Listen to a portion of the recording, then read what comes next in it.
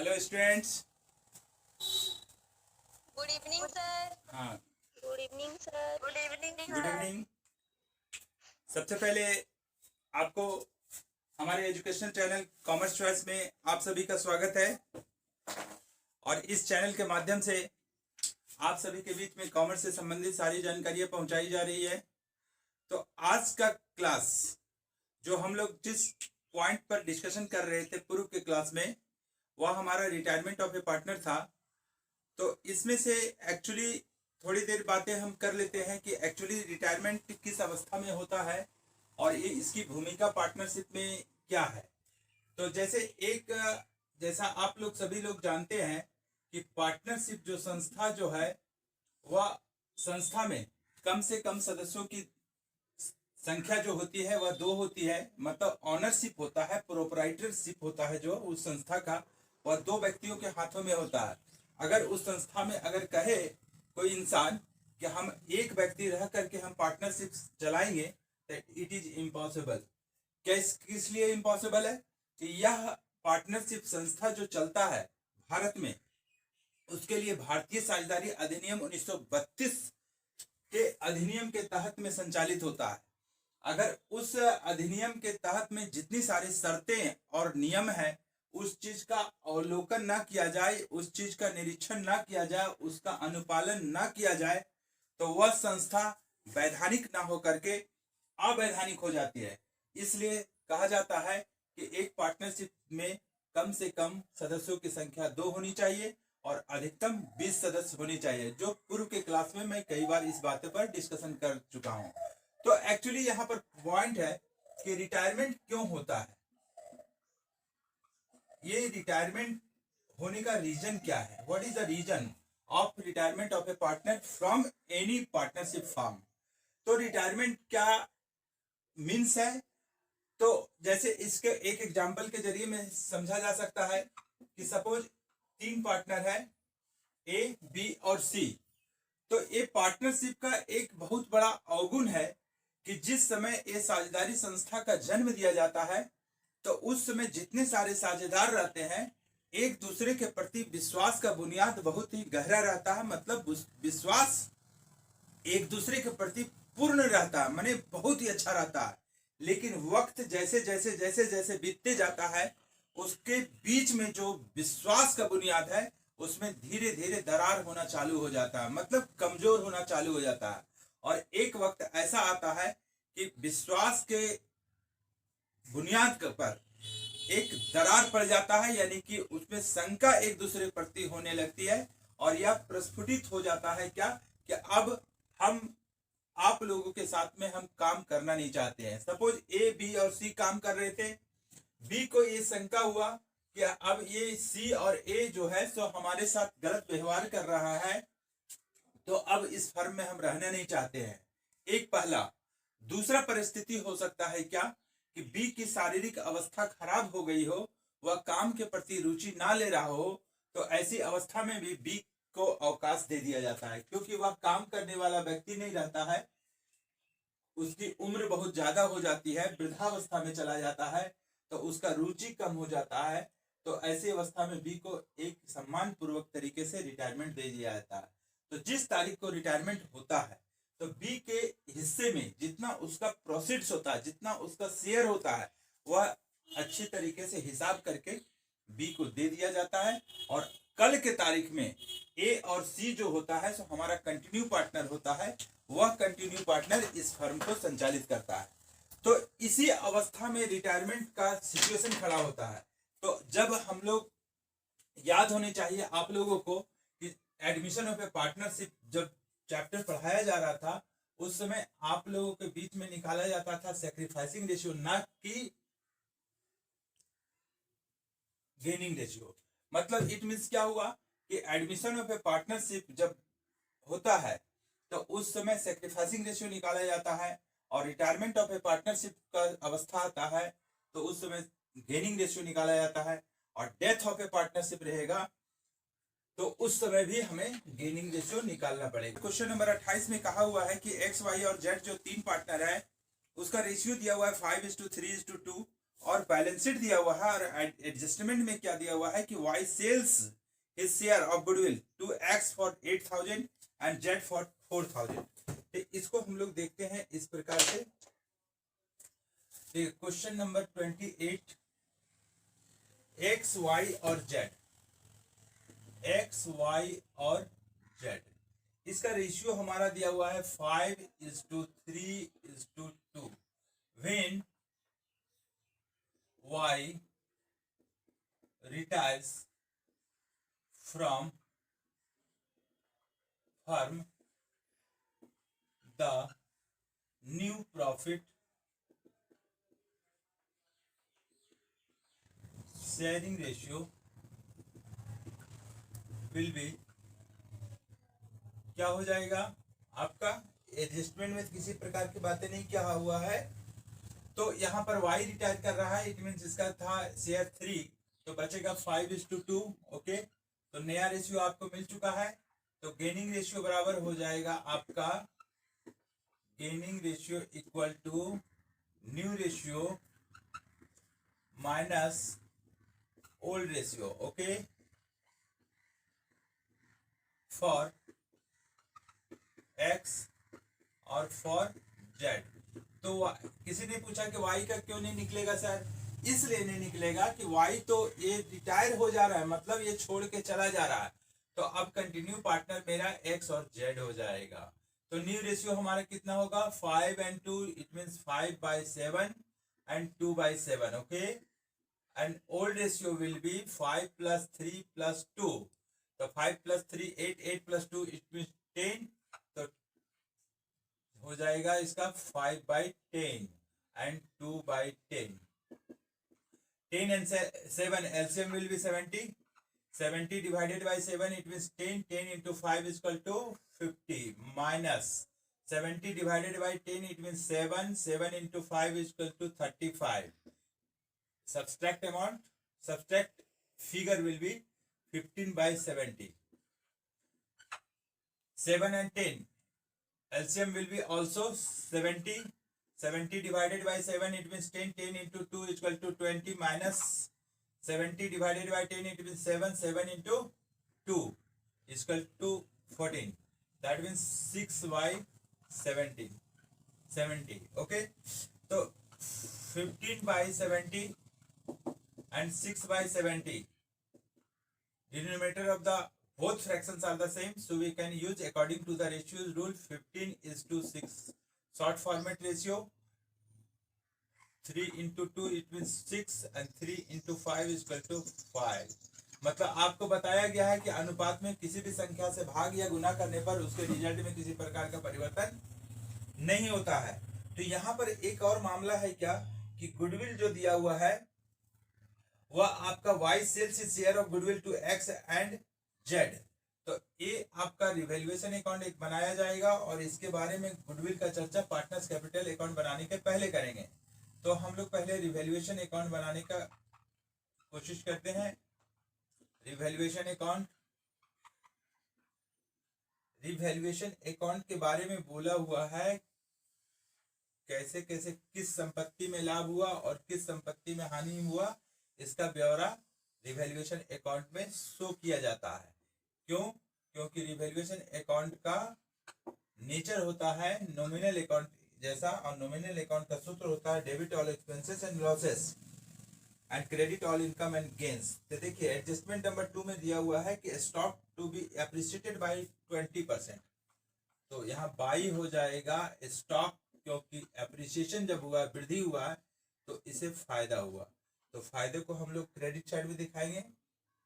तो 20% कितना हो जाएगा? स्टॉक, स्टॉक हमारा दिया हुआ है आपका 5000, तो 5000 को हम 20% इंक्रीज करते हैं तो हो जाता है 1000, राइट। अब उसके बाद बिल्डिंग को 5000 रुपया से बढ़ाना है, तो बिल्डिंग हमारा कितना है? 25,000 का, और 5000 रुपया से बढ़ाना है, यानी कि इसमें भी 5000 रुपया का मुझे फायदा हुआ, तो इस फायदे के रकम को हम लोग क्रेडिट साइड में दिखेंगे। अब आगे बोला हुआ है क्या कि joint life insurance policy was surrendered to the insurance company for 7,000। Joint life policy था कितने का? 15,000 का। और आज की तारीख में कंपनी समर्पण किया कितना जॉइंट लाइफ पॉलिसी को? जॉइंट लाइफ पॉलिसी ये कितना हो जाएगा? 15,000 रुपया का था और 7,000 रुपया में सरेंडर किया, मतलब मिला। तो 7,000 रुपया सरेंडर किया, तो इसका मतलब क्या हुआ? 8,000 रुपया का हमें नुकसान हुआ। अब आगे देखिए, विनियोग को 22,000 रुपया में बेच दिया गया, मतलब investment were sold at the rate of 22,000। Investment कितने का है? इन्वेस्टमेंट है 10,000 और बेचा कितना में गया? 22,000 रुपया में। तो मुझे फायदा कितना होगा? ये समझने की चीज है कि 10,000 का चीज है और 22,000 रुपया में मैंने बेच दिया, मतलब 12,000 रुपया हमारा जो हुआ सो प्रॉफिट हुआ।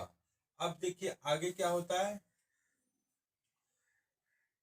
देखिए अब इस चीज को राइट ऑफ करने के लिए खाते को पहले क्लोज कीजिए। अब देखिए यहाँ पर कितना होता है? 12 5 17 और 18,000 रुपया हमारा फायदे की तरफ आया हुआ है, मैंने क्रेडिट साइड में। तो 8,000 घट गया तो मेरा 10,000 रुपया आ गया प्रॉफिट। तो हमें निकल गया प्रॉफिट ट्रांसफर्ड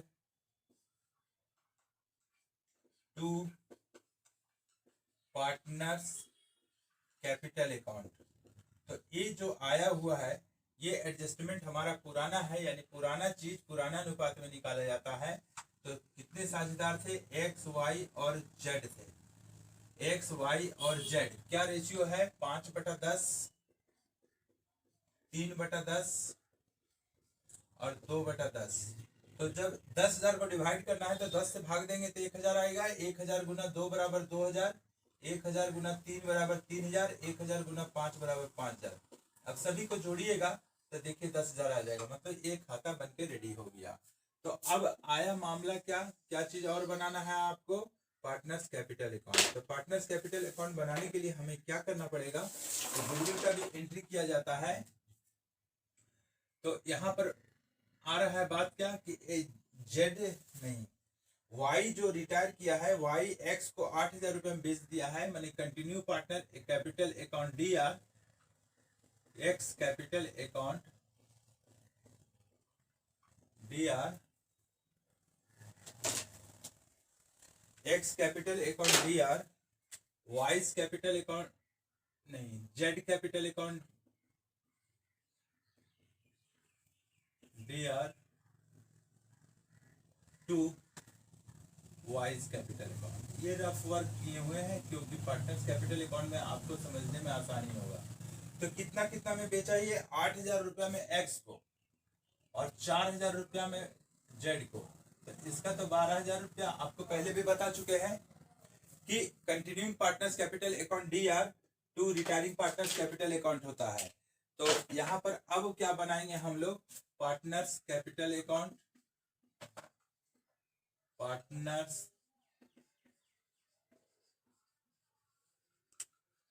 कैपिटल अकाउंट। ये पार्टनर्स कैपिटल अकाउंट बनाने का तरीका मैं बताया हूं कि किताब के अनुसार से आप बनाते हैं तो उसमें भी यह प्रक्रिया भी है और अलग अलग बनाने की प्रक्रिया भी है, लेकिन एक साथ अगर बनाते हैं तो आपको सावधानी यही है कि साझेदारी संस्था में जितना पार्टनर उतना कॉलम आपको बनाना पड़ेगा और ये रिस्पेक्टिवली मोड में रखना पड़ेगा। ये रिस्पेक्टिवली मोड में क्या है कि अगर यहाँ x है तो यहाँ भी x, यहाँ y है तो यहाँ y, यहाँ z है तो ये कॉलम z का होगा। मतलब ऐसा नहीं कि फर्स्ट कॉलम x को दिए और इस साइड में z को एक फर्स्ट कॉलम दे दिए, तो ये मिसमैच हो जाएगा, ये गलत हो जाएगा आपका। तो ये चीज सावधानी रखिएगा। तो रुपीज, ये रुपीज। तो ये पार्टनर्स कैपिटल अकाउंट जब बनाया जाता है तो डेबिट और क्रेडिट का फॉर्मेट पर रहेगा। और सबसे पहला कि साझेदारी को पूंजी जो लगाया है साझेदार लोग, तो उसका कितना कितना है। तो बैलेंस शीट में मिलेगा आपको, एक्स लगाया है 30,000 रुपया, वाई लगाया है 20,000 और जेड लगाया है 20,000। तब तो ये साझेदारी संस्था चल रहा है। और इसके साथ साथ जनरल रिजर्व भी है, तो इस चीज को जनरल रिजर्व को भी बांट दिया जाता है। ये पुराना चीज है तो पुराना समायोजना अगर रहेगा तो पुराने अनुपात में मतलब ओल्ड रेशियो 5, 3 और 2, तो 10 से फिर भाग देंगे कितना में, जनरल रिजर्व का रकम है 10,000, तो 10,000 में भाग देंगे 10 से तो 1,000, 1,000 गुना 5 बराबर 5,000, 1,000 गुना 3 बराबर 3,000, 1,000 गुना 2 बराबर 2,000, राइट। अब अगले कदम बढ़ाते हैं। फिर ये रिवैल्यूएशन अकाउंट में आपको प्रॉफिट हुआ है संपत्तियों का मूल्यांकन करने के बाद, तो ये आपका प्रॉफिट साइड में दिखाया जाएगा। यहां पर लिखिएगा रिवैल्यूएशन अकाउंट, कितना कितना दिखाएंगे, 5,000 और 3,000 और 8,000, राइट, और 2,000, क्लियर। अब क्या है आगे, और कुछ बोला हुआ है, और तो कुछ तो है नहीं। ज्वाइंट लाइफ पॉलिसी वाई को नगद भुगतान कर दिया गया है। अब इसका एंट्री कर लीजिए। एक्स और जेड जो है दो पार्टनर जो कंटिन्यू है, तो उसको डेबिट साइड में दिया हुआ है, तो इसका संबंधित खाते का नाम है wise capital account, wise capital account. Okay, कितना हो जाएगा, 8,000 हो जाएगा एक्स के कॉलम में, वाई तो रिटायर कर गया, और जेड के कॉलम में 4,000 हो जाएगा। और क्रेडिट साइड हो जाएगा क्या, कि जब वाई का क्रेडिट में है और इसका एंट्री हम करते हैं, तो इसका संबंधित खाता कौन कौन हो जाता है, तो एक्स कैपिटल अकाउंट हो जाएगा, और कौन हो जाएगा, जेड कैपिटल अकाउंट हो जाएगा। तो कितना कितना हो जाएगा, इन लोग तो का कुछ नहीं, वाई के कॉलम में लिखा जाएगा 8,000 ये और 4,000 जेड के लिए। तो अब देखिए इसको लास्ट में आपको क्लोज करना है खाता। तो अब क्लोज करते हैं, तो सबसे पहले क्लोज किसको किया जाता है, रिटायर जो किया है सो। तो देखिए 20,000 और 3,000, 23,000, 23,000 और 3,000, 26,000, 26,000 और 8,000, 34,000, 34,000 और 4,000, 38,000 रुपया इसका जो आ रहा है वाई के लोन अकाउंट में दिया जाएगा। मतलब इसको नगद दिया गया है सवाल में, ये देख लीजिए, हाँ दिया हुआ, Y is paid off in cash, तो यहां पर लिख लेंगे कि टू कैश अकाउंट। इसको पैसा 38,000 रुपया इसको दे करके और इस पार्टनरशिप फर्म से मुक्ति मिल जाएगा, मतलब ये छोड़ देगा। अब बचेगा कौन, एक्स और जेड। तो जेड भी बोला कि जब वाई का रिटायरमेंट हो गया है और साझेदारी संस्था का गठन तो पूर्व में हुआ ही था, लेकिन आज वाई के रिटायरमेंट होने के बाद में पुनर्गठित हो गया है, तो मेरा देखा जाए हिसाब कि कितना हिसाब है, तो 20,000 बैलेंस में है कैपिटल के रूप में, 2,000 जनरल रिजर्व वाला, और रिवैल्यूएशन अकाउंट में प्रॉफिट हुआ है, मतलब इसका पूंजी बन के रेडी हो जाएगा 24,000। तो 24,000 तो ये बताया कौन, जेड। तो फर्म जवाब दिया कि नहीं, वाई रिटायर कर रहा था, उसके लिए 4,000 रुपया आपको वहन करना पड़ा है, तो आपका जो आज के तारीख में नया पूंजी बनेगा वह 20,000 हो जाएगा। मतलब टू बैलेंस, ये सीडी, सीडी का मतलब होता है कैरिड डाउन। तो ये हो गया आपका, जेड का भी खाता बंद हो गया। अब देखिए एक्स भी कहा, तो वाई का हिसाब हो गया, जेड का भी हो गया, तो मेरा भी हिसाब देखा जाए तो 30,000 और 5 35,000 और 5 40,000 रुपया किसका रहा, एक्स का। तो एक्स का 40,000, 8,000 रुपया ये लॉस हुआ है, तो मतलब 32,000 रुपया इसको नया पूंजी के रूप में काम करेगा। अब ये बन के रेडी हो गया, रिवैल्यूएशन अकाउंट भी तैयार हो गया, पार्टनर्स कैपिटल अकाउंट भी तैयार हो गया। अब आते हैं बैलेंस शीट। ये बैलेंस शीट बनाने के लिए आपको ये मिटा देंगे तो ठीक नहीं होगा, ये छोटा छोटा में हम बना देते हैं, आप ध्यान दीजिएगा थोड़ा पर। ये डेट दिया हुआ है 1 जनवरी 2019। इसका कैसे बनेगा, ये अकाउंट फॉर्मेट में नहीं बनता है बल्कि स्टेटमेंट फॉर्मेट में बैलेंस शीट रहता है। तो इसका इस प्रकार से लिखिएगा,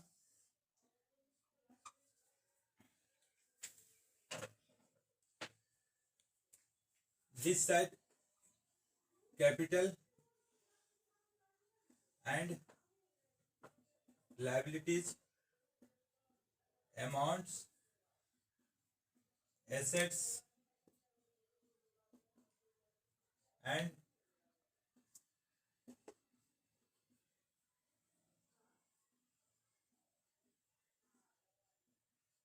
रुपीज। डेबिट क्रेडिट इसमें नहीं लिखा जाएगा। और लिखिएगा क्या, देखिए बैलेंस शीट बनाने के लिए पुराने बैलेंस शीट का सहारा लीजिए। तो सबसे पहले दिया हुआ है बिल्डिंग, तो ये बिल्डिंग को हम जब लिखें तो इसमें 25,000 रुपया बिल्डिंग पुराना में था, बिल्डिंग में 5,000 रुपया का प्रॉफिट हुआ है, आप स्क्रीन में देख रहे होंगे। तो आज के तारीख में इसका वैल्यूएशन हो गया 30,000, right. Plant and machinery, plant and machinery, plant and machinery में किसी प्रकार का इफेक्ट नहीं पड़ा है। तो कितना रकम है, 15,000 था और आज भी 15,000 रुपया इसका रह गया।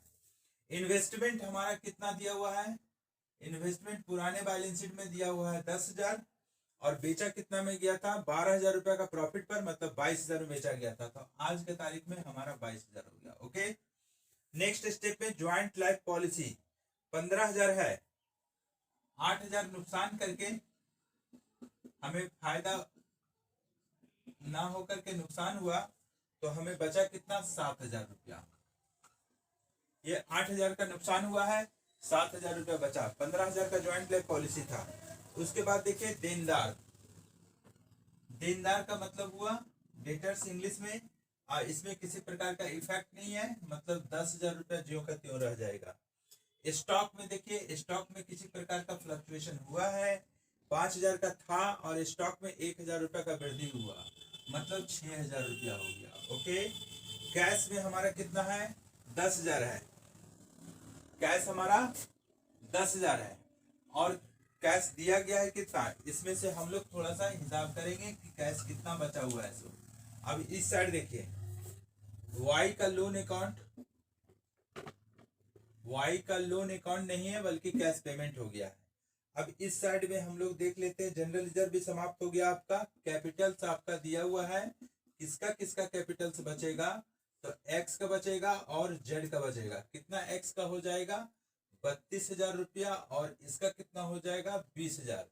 ये दोनों मिला करके हमारा 52,000 रुपया का उस फर्म में पूंजी लगा हुआ है। सन्ड्री क्रेडिटर कितना आपका है, सन्ड्री क्रेडिटर्स आपका दिया हुआ है 7,000 रुपया। और क्या दिया हुआ है, बिल्स पेबल, बिल्स पेबल, ये बिल्स पेबल कितने का है, 3,000 रुपया का। तो 3,000 है और इसके बाद इसको बैलेंस शीट को मिलाने का प्रक्रिया चालू होता है। तो यहाँ पर देखिए, तो ये 52 और 10, 62,000 रुपया इस साइड आ चुका है। अब इस साइड देखते हैं कि कितना का अंतर आ रहा है। सो देखिए 30 और 15 45, 45 और 22 कितना हो जाएगा, इसका 62,000 का जरूरत है टोटल बैलेंस शीट में। तो 30,000 रुपया बिल्डिंग का बात आ रहा है, 25,000 था, 5,000 रुपया से बढ़ाया गया, 30,000 रुपया हो गया। प्लांट एंड मशीनरी हमारा जो दिया हुआ है 15,000, ये ज्यों का त्यों रह गया। और इन्वेस्टमेंट जो है हमारा है, सो इन्वेस्टमेंट जो है सो 7,000 रुपया में समर्पित कर दी गई है, मतलब ये टोटल का टोटल नुकसान हो जा रहा है। तो ये शायद 7,000 इन्वेस्टमेंट हम लोगों का यहाँ पर विलुप्त हो जाएगा, क्योंकि समर्पित हो गई मतलब सरेंडर हो गई है। देखा, ये हटा दिया जाएगा। और विनियोगों को 22,000 रुपया में बेच दिया गया है। विनियोग जो हमारा जो है तो 22,000 रुपया में बेच दिया गया, ये और ये वाला रकम। देखते हैं, इसको मुआयना करते हैं। 30,000 और 15,000, 45,000 और 10,000 कितना हो गया, 45 और 10 55,000। और स्टॉक कितने का है, 5,000 में 1,000 रुपया का बढ़ोतरी हुआ है स्टॉक में, तो 6,000। तो 6,000 रुपया हमारा कितना हो जाएगा, 55 और 6 61,000। अब बचा है कितना, कैश। तो कैश के रूप में हमें बेचने पर हमें एक चीज और यहाँ देखने वाली बात है कि 22,000 और 7,000 29,000 और आपको कैश दिया हुआ है कितना, 39,000। देखिए ऐसे देखिए, आपको दिया हुआ है कैश पहले से 10,000, क्लियर। और क्या बेचने से क्या मिला आपको, 22,000 रुपया का 32,000। और क्या मिला, ज्वाइंट लाइफ पॉलिसी को 7,000 रुपये हम समर्पित किए, हो गया 39,000। कितना दिए हम वाई को, 38,000। तो 39,000 में 38,000 घट गया तो बचा कितना 1,000। तो इन्वेस्टमेंट को और हम ये चीज दोनों तो हम लोग बेच चुके हैं, तो ये रकम जो हम लोग को यहाँ पर नहीं दिखाना पड़ेगा। क्यों नहीं दिखाना पड़ेगा? इसलिए कि इन्वेस्टमेंट को हम लोग 22,000 रुपये में बेच दिया और जो सामान हम बेच देंगे तो पुनः हमारे पास वो सामान नहीं रह सकता है। जैसे ज्वाइंट लाइफ पॉलिसी के बारे में यहाँ चर्चा कैसे किया गया था कि हमने 15,000 का पॉलिसी हमारा था, 7,000 कंपनी में जब हम क्लेम किए तो मुझे 7,000 रुपया ही मिला, तो ये भी हमारा संपत्ति समाप्त हो जाएगा। तो 30 और 15 45 और 10 55 और 6 61 और 1 62, मतलब ये दोनों साइड में पोर्शन जो है हम लोगों का मिल चुका, माने 62,000 और 62,000। ये समराइज करके आपको हम एक बार और बता देते हैं क्योंकि बहुत सारी कंफ्यूजन है क्वेश्चन में, लॉन्ग टाइप का क्वेश्चन है, तो समझिए ध्यान से। एक्स वाई और जेड इस फर्म में 3 साझेदार है, 5:3:2। वाई रिटायर कर गया है। When Y retires from firm the new profit sharing ratio will be 5:2। Gaining ratio निकाला गया है, new ratio minus old ratio for X and for Z.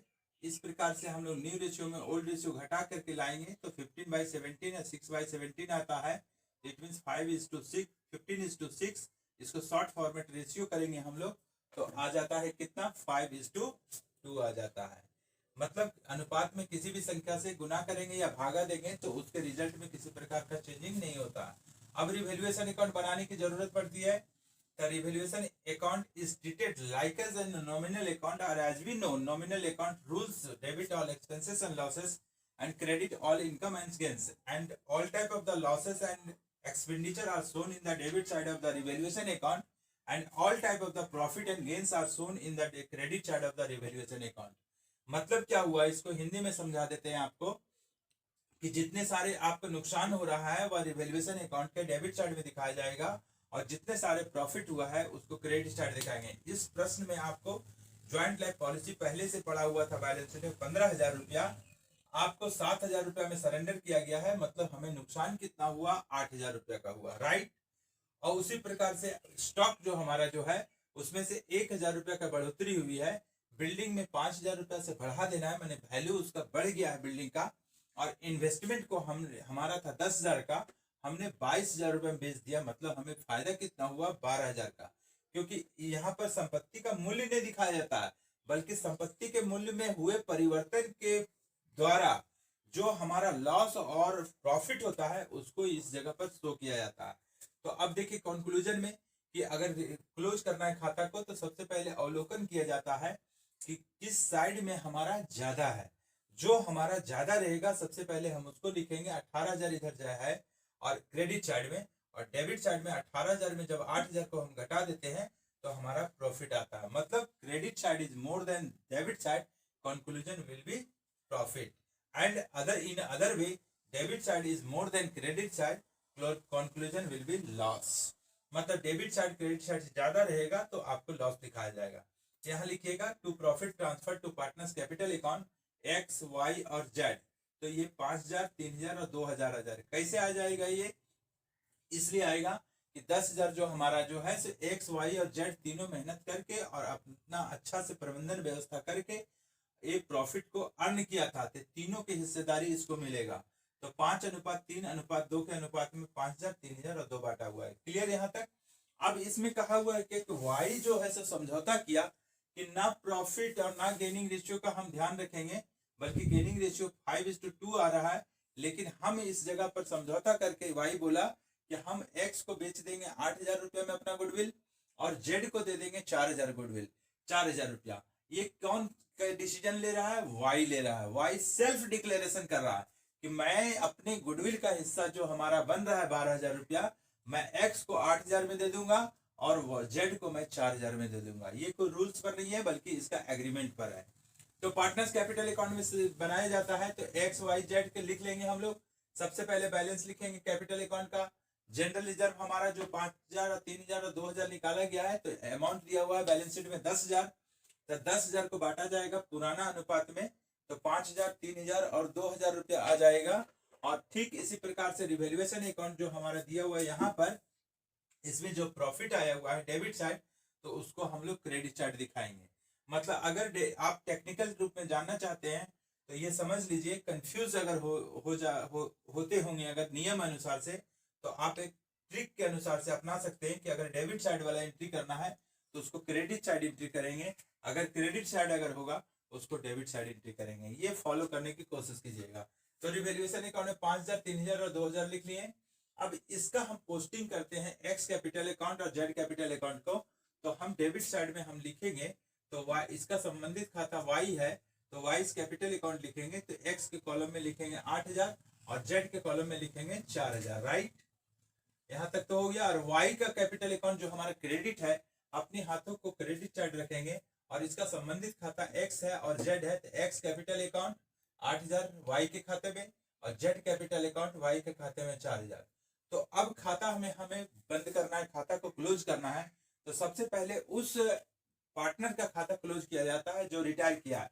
तो वाई का 38000 हो गया और 38000 रुपया इसको कैश पेमेंट कर दिया जाता है। और एक्स का जोड़ेंगे तो 40000, 40000 में 8000 घटा देंगे तो 32000 और इसका 24000 मतलब इसका 20000।